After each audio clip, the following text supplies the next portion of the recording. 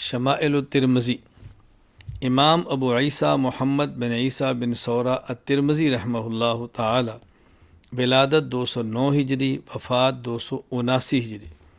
شمائل ترمذی باب ما جاء فی رؤیت رسول اللہ صلی اللہ علیہ وسلم فی المنام۔ وبی قال حدثنا محمد بن علی قال حدثنا النضر بن شمیل قال انبأنا ابن عوف عن ابن سیرین رحمہ اللہ تعالی قال هذا الحدیث دین فانظروا عمن تاخذون دینکم۔ حضرت امام ترمذی رحمہ اللہ تعالی سب سے آخر میں باب لائے ہیں رسول اکرم صلی اللہ علیہ وسلم کی خواب میں زیارت کا بیان۔ اس کے تحت آپ نے 10 احادیث لائے ہیں، اور سب سے آخر میں حدیث جو ابن سیرین کا اثر اور ارشاد ہے اس کو لائے ہیں کہ علم حدیث یہ دین ہے، تم دیکھو کہ دین تم کس سے لے رہے ہو، یا خواب کی تعبیر یہ بھی ایک دین کا علم ہے، تو تم دیکھا کرو کہ خواب کی تعبیر کس سے پوچھتے ہو۔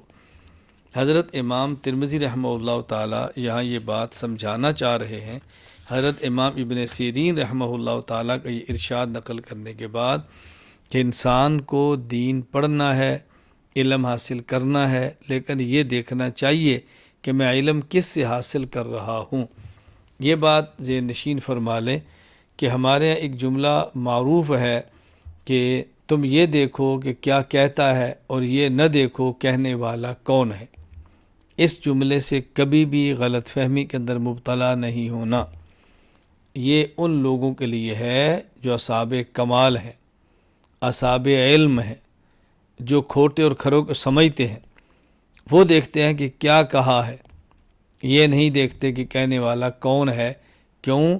وہ بہت جلد پرکھ سکتے اس بات کی حقیقت کیا ہے، لیکن عام آدمی، طالب علم اور دین کو پڑھنے والا، اس کو سب سے پہلے دیکھنا چاہیے کہ میں جس سے کوئی بات لے رہا ہوں یہ بات کس کی ہے، یہ جملہ کس کا ہے، یہ مسئلہ بتانے والا کون ہے۔